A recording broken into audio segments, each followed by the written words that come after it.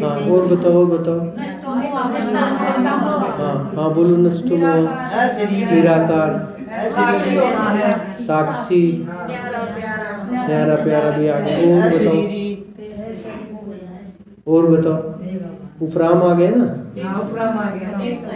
हाँ, तो ये सब शब्द क्या है? आत्मा देह से परे के है। अब आप वैराग की बात करो थोड़ी। बाबा ने कुछ दिन पहले अव्यक्त मुरली में कहा कि बच्चे बेहद की वैराग वृत्ति आई थी मुरली। मगर आप कोई बताए कि बेहद की वैराग वृत्ति क्या होती है, कैसे आएगी? बोलना आसान है क्योंकि इसमें दो शब्द जुड़े हुए हैं, एक है हद का और दूसरा है बेहद का। और हम बैठे हैं किस लिए? बेहद के। और हम बात किसकी करते हैं? हमेशा हद की।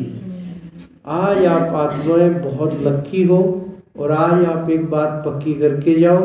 देखो हमारी वनीता दीदी है, वो भी बड़ी खुश होगी। उनकी अब्सेंस में हम कितना बड़ा काम कर रहे हैं। तो बाबा ने इन बहनों को निमित्त बनाया।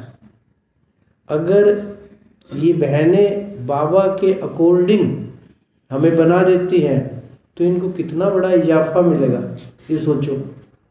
क्योंकि बाबा बैठा ही इसलिए अभी कि बच्चे जल्दी से जल्दी तैयार होके मेरे पास आ जाए। ठीक है ना बात? और अब तो दादियाँ भी बैठी हैं। तो जितना हम हद में जाएंगे, और इसके लिए हद में कुछ भी हो रहा है, हद में जाया जा रहा है, मगर आप बेहद में रहो। ठीक है ना? हद में हमें रहना है, हद में रहते हुए बेहद में जाए। तो अब आप बताओ बेहद की वैराग वृत्ति कैसे आए? और उसके साथ फिर बाबा ने कहा था मनसा सकाश की सेवा। इन दोनों का आपस में बहुत गहरा संबंध है।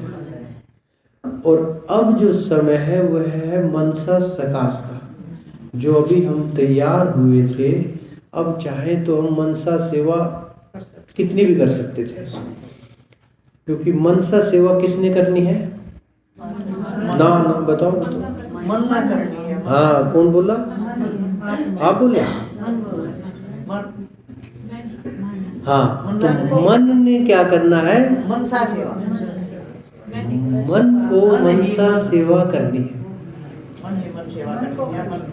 अब मन ही हमारा फंसा हुआ है, क्योंकि मन के अंदर ही जो पुरानी आदतें हैं और पुराना स्वभाव है। देखो, जानते हम सब कुछ है, मगर हम उसको क्या कहोगे, एनालिसिस नहीं कर पाते। हम उसको समझ नहीं पाते कि भाई मैं दिनेश, मैं आत्मा हूँ और बाबा मुझे रोज यही पाठ पढ़ा रहा है और यही बढ़ाना चाहता है, और मैं बढ़ क्यों नहीं पा रहा? यही तो सवाल है ना। इसीलिए नींद आती है, इसीलिए अलबेलापन आता है, इसीलिए सुस्ती आती है, इसीलिए हम सेवाओं में भागते हैं। ये भी आप ध्यान रखना। आज तो बिल्कुल कुछ भी नहीं हुआ। अल्लाह सेवा क्या है? वो हमें खुशी देती है और मन टिक नहीं रहा, योग लग नहीं रहा, तो सेवा उसका अल्टरनेट है ना। मगर फिर बाबा ने वरदान में आज के में कहा, आज की वरदान सेवा और सर्व का क्या था लोकेश भाई? सेवा और स्वयं का बैलेंस ही पुरुषार्थ कहलाएगा। जब हमारे अंदर ये दोनों, तब हम कर्म करते हुए कर्मयोगी बन जाएंगे। तो अब हमें बेहद का वैराग लाना है। अब बेहद का वैराग लाना है, वो हमें चारों बातों को अपनी अपनी चेक करना है। देह, देह के संबंध और देह के पदार्थ और देह की, ये मेरे को कितना खींच रहे हैं। वरना हम कभी भी मनसा सेवा नहीं कर सकते। जो हमारे ऊपर प्रेशर आता है, या हम यहाँ योग में आते हैं और टाइम भी लिखवाते हैं और हमें सम्मानित भी किया जाता है, उन सब से मैं आत्मा इस समय टाइम से बंधी हुई नहीं। मैं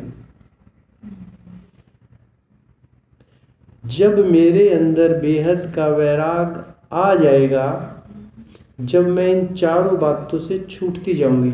आप इस पे काम करना। आज एक डायरी में ये बातें लिखना चारों, और ये देखना कि कौन सी बातें मेरे को खींच रही है।